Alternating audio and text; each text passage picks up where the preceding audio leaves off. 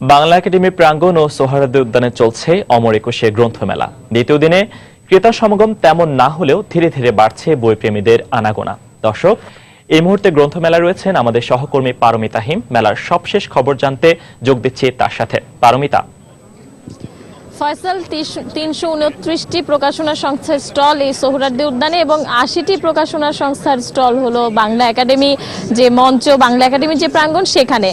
So এই দুটি প্রাঙ্গণে যেভাবে প্রতিদিন মেলার আয়োজন করা হয়ে থাকে, প্রতি বছর করা হয়ে থাকে, এবছরও সেভাবে করা হয়েছে এবং আমরা দেখছি যে প্রতি বছর দ্বিতীয় দিনে কিন্তু খুব একটা ক্রেতাদের ভিড় হয় না, কিন্তু এবারে দেখছি একটি ভিন্ন চিত্র। এবার যারা এসছেন শুধুমাত্র তারা দর্শনার্থী তা বলা যাবে না, বই কেনা বেচা শুরু হয়ে গেছে এবং বিক্রেতারাও বেশ ভালো মেজাজে রয়েছেন। যদিও এই পুরো ফেব্রুয়ারি মাস জুড়ে যে বইগুলো বের হবে তার সবই এই দ্বিতীয় দিনে বের হবে না। প্রথম সপ্তাহ আমরা দেখি, প্রথম সপ্তাহ জুড়ে বেশিরভাগ প্রকাশনা সংস্থার নতুন প্রকাশনাগুলো আসতে শুরু করে। আমি এই মুহূর্তে দাঁড়িয়ে আছি ঐতিহ্য প্রকাশনার সামনে, যেখান থেকে এবার বেশ কয়েকটি নতুন বই বেরিয়েছে। আমি কথা বলবো তাদের সঙ্গে। আপনাদের এবার কটি নতুন বই প্রকাশিত হবে? আমাদের এ পর্যন্ত ক্যাটালগে ৭০টার মতো বই আছে। আমরা আজকে পর্যন্ত 10টা বই প্রকাশ করছি। এর মধ্যে রবীন্দ্র রচনা বলে আমাদের আগে 18 খণ্ডে ছিল, এখন আমরা ওইটা 30 খণ্ডে আনেছি এবং 18,500 টাকা মেলা উপলক্ষে বিক্রি করতেছি। তাছাড়া বঙ্গবন্ধুর ভাষণের নির্বাচিত ভাষণের একটা বই বঙ্গবন্ধুর ওঙ্কার নামে আসছে, এটা বাজারে ভালো বিক্রি হইতেছে। আর অন্যান্য স্টালিন অনুবাদ কিছু বই আসছে, একটা খাদ্যের উপরে একটা বই আসছে, তারপরে ঢাকা বিশ্ববিদ্যালয় সৈয়দ আকরাম হোসেনের উপরে একটা বই আসছে আমাদের।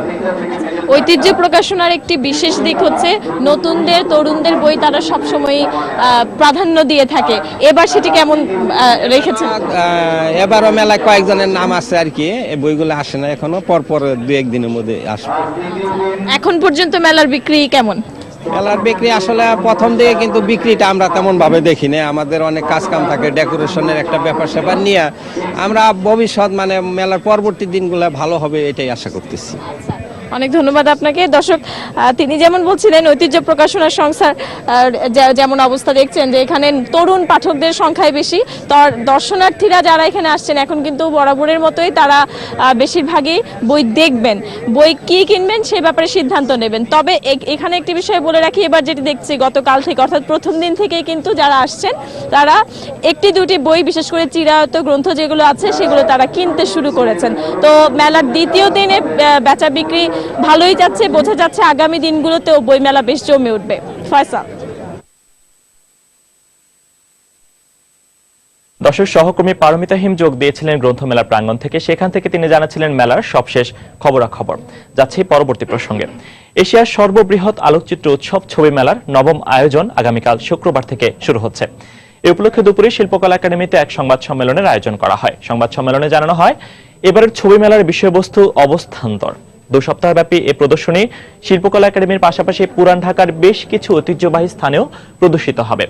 এতে 16টি দেশে 27 জন শিল্পীর 31টি প্রদর্শনী থাকবে। এর পাশাপাশি কর্মশালা, পোর্টফোলিও, রিভিউ এবং আর্টিস্ট টক সহ নানা আয়োজন রাখা হয়েছে। এবছর মেলায় 10 জন বাংলাদেশিকে ফেলো হিসেবে নির্বাচিত করা হবে। উৎসবে প্রধান অতিথি হিসেবে উপস্থিত থাকবেন আসাদুজ্জামান নূর। প্রতি 2 বছর পর পর এই উৎসবের আয়োজন করা হয়।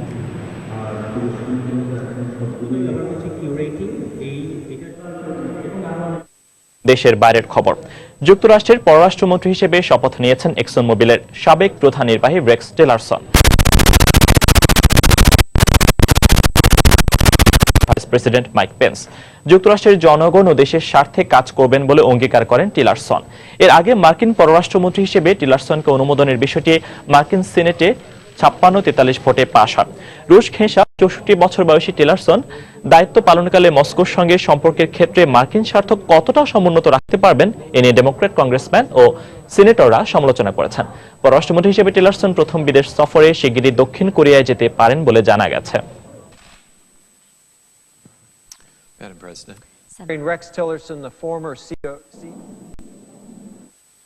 নতুন মার্কিন প্রেসিডেন্ট ডোনাল্ড ট্রাম্পের অভিবাসন নীতির তীব্র সমালোচনা করেছেন ব্রিটেনের বিরোধী দল লেবার পার্টির পার্লামেন্ট সদস্য রুশনার আলী ও টিউলিপ সিদ্দিক। যুক্তরাষ্ট্রে শরণার্থী প্রবেশ বন্ধ ও 7টি মুসলিম দেশের নাগরিক নির্যাতনের শিকার হয়েছে বলে অভিযোগ পাওয়া গেছে। আর্থিক সচ্ছলতা লাভের আশায় 20 বছর বয়সী বিথি চাকরির আশায় পাড়ি জমান মালয়েশিয়ায়, কিন্তু সম্প্রতি প্রতারক চক্রের খপ্পরে পড়ে তাকে নির্যাতনের শিকার হতে হয়। রাজা ও তপু নামের দুই ব্যক্তি তাকে প্রলোভন দেখিয়ে কয়েকজন চীনা নাগরিকের কাছে বিক্রি করে দেয়। পরে কয়েকজন মানবাধিকার কর্মীর সহায়তায় তাকে উদ্ধার করা হয়।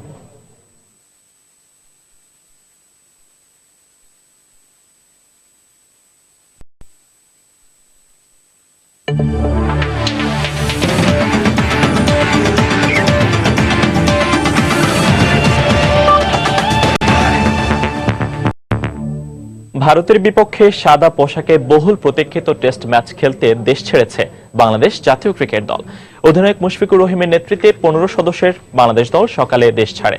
9 ফেব্রুয়ারি হায়দ্রাবাদে একমাত্র টেস্ট ম্যাচে মুখোমুখি হবে দুদল। তার আগে 5 থেকে 6 ফেব্রুয়ারি 2 দিনের একটি প্রস্তুতি ম্যাচে খেলবে টাইগাররা। দলের ডাক পাওয়া ক্রিকেটাররা জানালেন ভালো ক্রিকেট খেলার প্রত্যাশা। একটা স্বপ্নের যাত্রা। টেস্ট ক্রিকেটে টাইগারদের 17 বছরের পথ চলায় প্রথমবারের মতো প্রতিবেশী দেশ ভারতের নিমন্ত্রণে একমাত্র টেস্ট খেলতে এরই মধ্যে হায়দ্রাবাদের আলো বাতাসের স্পর্শ পেয়েছে টিম বাংলাদেশ। এর আগেও ভারতের আবহাওয়ায় খেলে এসেছে সাকিব মুশফিকরা, কিন্তু টেস্ট ম্যাচ বলেই এত উদ্দীপনা লাল সবুজের প্রতিনিধিদের। আর তাই কিনা সপরিবারেই ভারত যাত্রা বিশ্বসেরা অলরাউন্ডার সাকিব আল হাসানের। উৎসাহের পেছনে চোখ রাঙাচ্ছে কোহলি রায়নাদের লম্বা ব্যাটিং লাইন আপ। তবে সব রাঙা চোখের জবাব দিতে প্রস্তুত বাংলাদেশের বোলাররা। ভারতের মাটি স্পিন সহায়ক বলেই ভালো কিছুর স্বপ্ন দেখছেন তাইজুল মিরাজরা। ইন্ডিয়াতে যদি স্পিন ট্র্যাক হয় ভালো কিছুই হবে আল্লাহর রহমতে, এবং আমাদের ব্যাটসম্যানরাও এখন অনেক কনফিডেন্স। অ্যাশ্বিন অবভিয়াসলি অনেক ওয়ার্ল্ড ক্লাস বোলার, সো আমার টার্গেট থাকবে যে খেলা শেষে ওর সাথে কথা বলে ওর কাছ থেকে কিছু টিপস নেওয়ার জন্য। পেস আক্রমণে মুস্তাফিজের না থাকাটা ভারতের জন্য স্বস্তির কারণ হলেও তাসকিন সুভাশিসরাও জানে কিভাবে বধ করতে হয় লাগামহীন ব্যাটিং লাইন আপকে। তাই ভারতের বিপক্ষে ভালো কিছুর প্রত্যাশায় মুখিয়ে আছেন লাল সবুজের পেস বিভাগ। আমি আমার সেরাটা চেষ্টা করব, আর মানে যাতে ভালো একটা কিছু করে আসতে পারি, আর চেষ্টা করবো এমন কোনো স্পেল করার যে স্পেলে ম্যাচ ঘুরতে পারে। পার্সোনালি তো অনেক খুশি অবশ্যই, এরকম একটা ঐতিহাসিক ট্যুরে যেতে সুযোগ পাওয়ার জন্য সবার কাছে দোয়া চাইতেছি, আশীর্বাদ চাইতেছি, দোয়া করবেন আমার জন্য। নিউজিল্যান্ড সফরে নিজেকে প্রমাণ করা সৌম্যের চিন্তায় স্মরণীয় করে রাখার মতো কিছু করা। ব্যক্তিগত লক্ষ্য তো বড়ই, যে ভালো খেলতে হবে এটাই, আর দলের যদি সুযোগ পাই তো অবশ্যই চেষ্টা করবো দলকে যাওয়ার জন্য। আর যেহেতু এটা ইন্ডিয়া আমাদের প্রথম, তো আমাদের অনেক এক্সাইটিং গেম। বাংলাদেশের ক্রিকেট ইতিহাসে প্রথম ওয়ানডে জয়টি এসেছিল হায়দ্রাবাদের মাটিতে। এবার ভারতের মাটিতে টেস্ট জয়ে স্বপ্নাতুর টাইগার ক্রিকেটাররা। তবে সেই স্বপ্ন কতটা বাস্তবে রূপ নেয় তা অবশ্য বলে দিবে মাঠের খেলায়। তারেক হাসান শিমুল, সময় সংবাদ, ঢাকা। সময় সংবাদের এই পর্যায়ে শীর্ষ সংবাদগুলো জানিয়ে দিচ্ছি আরেকবার। দেশের 10টি শিক্ষা বোর্ডে একযোগে শুরু হলো এসএসসি ও সমমানের পরীক্ষা। পরীক্ষা চলার সময় হলে না ঢোকার প্রতিশ্রুতি রাখতে পারলেন না শিক্ষামন্ত্রী। চাঁদপুরের হাইমচরে স্কুলে মানব সেতুতে হাঁটার ঘটনায় উপজেলা চেয়ারম্যান সহ 5 জনের বিরুদ্ধে শিশু নির্যাতন আইনে মামলা। জনপ্রতিনিধিদের বিরুদ্ধে ব্যবস্থা নেওয়া সম্ভব জানালেন আইনমন্ত্রী। এই বছরের জন্য বেসরকারি হজ প্যাকেজ ঘোষণা, 14,000 টাকা বাড়িয়ে জনপ্রতি 3,20,000 টাকা নির্ধারণ। দুর্নীতির 2 মামলায় আদালতে হাজির হয়ে বিচারকের প্রতি অনাস্থা জানালেন বেগম জিয়া। আত্মপক্ষ সমর্থনে বক্তব্য দেওয়ার তারিখ পেছালো 13 বারের মতো। এবং সিলেটে স্মারক জালিয়াতির মামলায় শিল্পপতি রাগিব আলী ও তার ছেলের 14 বছরের সশ্রম কারাদণ্ড। অর্থ আত্মসাৎ মামলায় সাক্ষ্য গ্রহণ 15 ফেব্রুয়ারি। এই ছিল এখনকার মতো। যে কোনো খবর পেতে ভিজিট করুন সময়নিউজ.tv। যে কোনো বাংলালিঙ্ক ও রবি নম্বর থেকে সময় সংবাদের খবর, অনুষ্ঠান সম্পর্কে জানতে এবং যে কোনো তথ্য সময় সংবাদকে জানাতে ডায়াল করুন 16242 নম্বরে। এছাড়া এই মাত্র পাওয়া খবর মোবাইলে পেতে SMS করুন *PN লিখে পাঠিয়ে দিন 16242 নম্বরে। আর সঙ্গে থাকুন সময়।